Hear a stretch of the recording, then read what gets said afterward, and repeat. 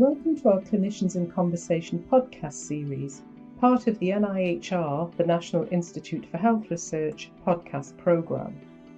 In this episode, you will hear from the National Trainee Leads for ENT, Jameel Muzzaffar, Rishi Mandavia, and Matthew Smith, who is also the co-founder of the INTEGRATE UK Trainee Network. They will be taking a look at how the research environment in the NIHR and the INTEGRATE network has enabled and developed researchers in ENT clinical trials. So to start with, could I just ask each of you to introduce yourselves to our listeners?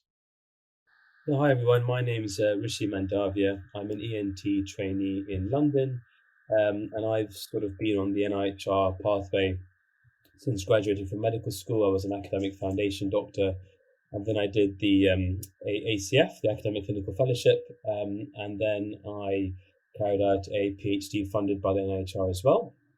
And I've got a strong interest in research across all this time. And I'm currently working as the NIHR CRN trainee lead for ENT in my region, and I'm leading the national SEASHELL study, which is the largest European cohort study on sudden hearing loss. Hi, I'm Matthew Smith, and I'm about to take up a post in Cambridge as a senior clinical lecturer and an honorary consultant ENT surgeon. I have been involved with the NIHR for several years, working as the East of England trainee lead in the network, and completed a PhD during my training, but outside of the NIHR for that. I've then more recently been awarded some funding as co-chief investigator for a randomised controlled trial under the HTA scheme, which we'll be completing over the next few years. And I'm Jameel Muzzaffar. I'm TWJ Foundation Fellow in Otology and Auditory Implantation in Cambridge, and I'm the National Trainee Lead for ENT. So Rishi and Matt, I know both of you through the National NIHR ENT Clinical Research Network, where we've all been regional leads. Matt, I know you've also been the chair of INTEGRATE. Could you tell us a little bit more about what INTEGRATE is? Sure. So INTEGRATE is the UK ENT Trainee Research Network, and this is something that I co-founded in 2015 with a small group of trainees who were interested in trying to bring together the collaborative effort of trainees across the country to deliver very large-scale trials that wouldn't otherwise be possible. And this came on the back of work done in Birmingham by the surgeons there, and slightly after the neurosurgeons as well, who had all delivered quite large trials by that point. Some working with the NIHR funded interventional trials. And it's now become a relatively commonplace thing amongst surgical specialties and to a degree amongst medical specialties to have these trainee networks. And INTEGRATE, over its time, over the last 6 years or so, has delivered 7 national trials, recruited patients, sort of totaling around about 6,000 now, and working with around 75, 80 hospitals regularly, and over 100 at least once. And so it's become quite a big group of individuals that have an interest in research, and we now have several different pieces of work going on in parallel for different subspecialties of ENT, and many of the individuals who headed up the groups and who have been part of it have gone on to work with the NIHR and other groups and lead studies themselves. So how does the experience that trainees are getting through INTEGRATE lead into the NIHR network and projects? So what INTEGRATE does is give trainees experience of quite large studies where they are a lead at a single centre. It's equivalent to a PI really for a larger study. And they gain experience of getting approvals, motivating and organising people within their centre, collecting data and dealing with some of the data management issues relating to that. And all these things are skills that are very translatable to research later on in their career. And they're also things that the NIHR has helped with. And although most of our work hasn't been funded and therefore hasn't been adopted onto the NIHR portfolio, we have worked with the NIHR with the research design service, and trainees have got experience of using that and then gone on to use it again themselves. And we have hopefully instilled some enthusiasm and interest and skills in people. And there's certainly individuals I know now who have gone on to work with the NIHR and become part of bigger studies. Rishi, could you tell us a little bit about sudden onset sensorineural hearing loss and why we might need more studies in this area? Yeah, absolutely. So sudden onset sensorineural hearing loss is basically a rapid loss of hearing due to some abnormal functioning either in the inner ear, the auditory nerve, or areas of the brain that are responsible for hearing. It's quite rare, with around 30 cases per, I think, 100,000 each year. And there's been a lot of reporting from various national bodies and guideline organizations like NICE, for example, that have highlighted that there's a paucity of evidence assessing the comparative effectiveness of the various treatment options for idiopathic sudden onset hearing loss. And the treatment options mainly being steroids via different routes. And it's also been apparent that we're not quite clear what the patient pathway is for patients with sudden onset hearing loss. This is not just in the UK, but outside of the UK as well. And there's a big call to answer these questions, so we actually understand, how is it that patients are being treated. So there's a big call to carry out research studies to address some of these questions. And I know that Matt, for example, is leading one of the biggest studies now, looking at the comparative effectiveness of the most common types of medications used to treat the condition. So how does the SEASHELL study fit into that landscape? Yeah, so the SEASHELL study is a national multi-center cohort study of patients with sudden onset sensorineural hearing loss in the NHS.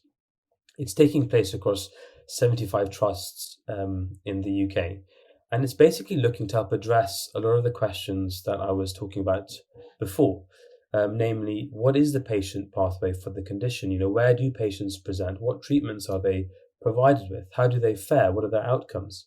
So it's looking to answer all these questions, but in quite a novel way, using that integrated approach, harnessing the power of collaborative trainee research.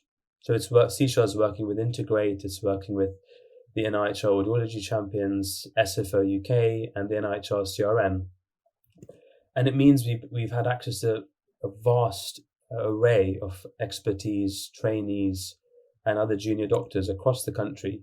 Because of that, with very little funding, we've managed to recruit over 650 patients in 75 trusts with, as I said, a very small amount of funding, harnessing the power of that collaborative research model. As a trainee, what have you learned from your involvement with SEASHELL? I think what I've learned is that carrying out this research is hard. That's the first thing. I'm sure Matt will agree with me.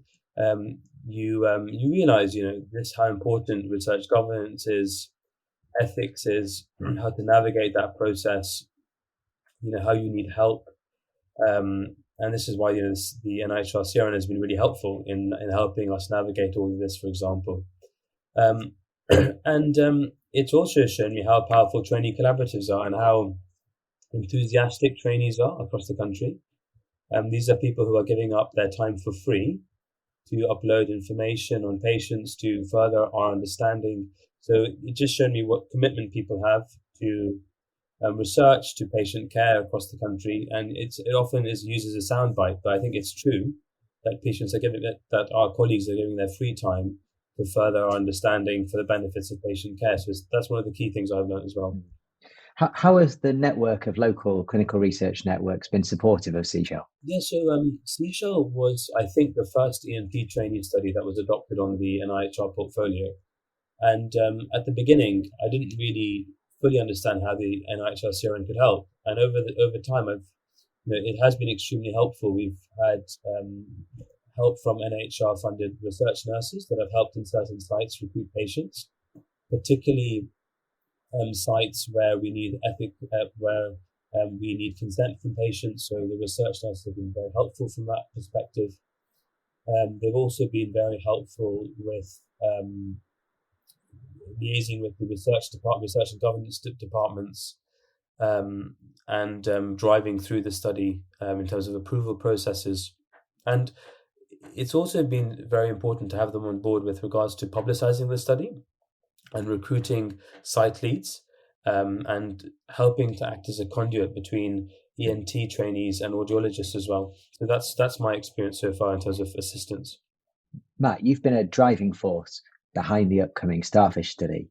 Could you tell us a little bit about the study, how it's going to be delivered, and what role trainees might have in that? Sure. So Starfish is a response to a call from the NIHR, from the Health Technology Assessment Group, which wanted to explore the efficacy of different routes of steroid administration for sudden sensory neural hearing loss. And Rishi's explained a bit of the context to that, because it's relatively rare, but it's a very important condition with life-changing effects on people, and yet we don't really know how best to manage it. And so we put together a funding bid. My co-chief investigator is James Tyson in Cambridge, and we've got a team of various other experts working with Birmingham Clinical Trials Unit to deliver this. And this is going to have to be quite a big trial because of the rareness of sudden sensory neural hearing loss. It means you've got to work over quite a large number of sites, and also because of the numbers we need to explore this, because of the nuances of the way that we have to measure this, with differences in sound, in intensity change in hearing threshold.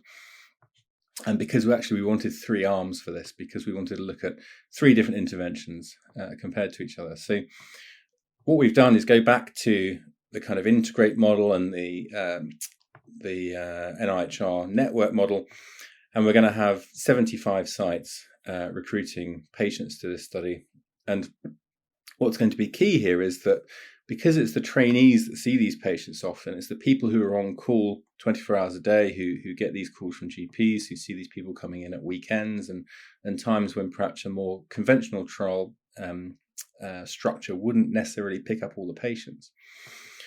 Because of that, we're going to have a lot of emphasis on trainee participation, and in particular the NIHR Associate PI scheme. And any trainee who takes part in this will take on the role of an Associate PI at their centre, and they will then learn all the things that a consultant PI would learn. Hopefully they will gain some experience and some enthusiasm to take them forward to research in the future.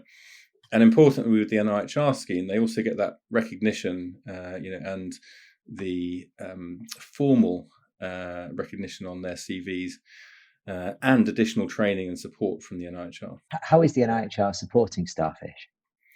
So, the most important thing is that they're our funder. This is a major grant that we've been awarded, and with that funding comes a lot of other support from the NIHR. So we have people within the Health Technology Assessment Group who are advising us on setting up contracts, who are helping us through that process, and who are going to be basically keeping a check on us, but in a kind of friendly way where we can talk to them if we're having problems, they can help us. And then, of course, we're opened up on the portfolio to the support that the network can give, and Rishi's alluded to that. And we're also going to rely a lot on this multidisciplinary network of consultants, ENT trainees and audiologists, everyone working together to hopefully deliver this trial on time and in budget. Thank you both for making the time to talk to us and to help people listening to this podcast understand a little bit more about the landscape around both sensory neural hearing loss and the way that trainees have been integral in driving this forward in ENT. Thanks, buddy. Thanks very much. To find out more about how the NIHR supports trainees and ENT research, please visit the NIHR website. This was an episode of the NIHR Clinicians in Conversation podcast series. Thank you for listening.